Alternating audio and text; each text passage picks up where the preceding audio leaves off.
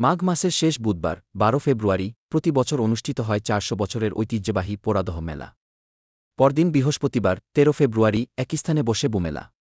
বৌমেলা স্থানীয় গ্রামবাসীর উদ্যোগে আয়োজন করা হয়। গ্রামের যেসব মহিলা কাজের চাপে অথবা সামাজিক রক্ষণশীলতার কারণে মূল মেলায় যেতে পারেন না তাদের জন্যই বিশেষ করে এই আয়োজন করা হয়। বৌমেলার একটি বিশেষত্ব হল এখানে বিবাহিত নিজ নিজ স্বামীর সঙ্গে এবং অবিবাহিত নারীরা প্রবেশ করতে এবং কেনাকাটা করতে পারেন।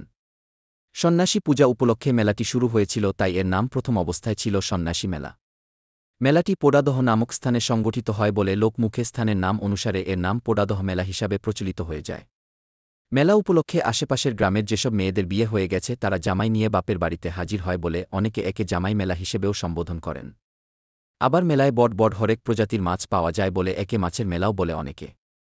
রকমারি জাতের মাছ এ মেলার প্রধান আকর্ষণ। বুধবার ভোররাতের আগেই আড়তে আনা হয় বড় আকারের মাছগুলো। আর ভোররাত থেকেই আড়তে আড়তে ছুটে যান খুচরা ব্যবসায়ীরা। চাহিদা অনুযায়ী তারা মাছ কেনেন। পরে মাছের পসরা সাজিয়ে দোকানে দোকানে জেকে বসেন এসব ব্যবসায়ীরা। দিনভর দোকানগুলোয় চলে ধুমছে কেনাকাটা।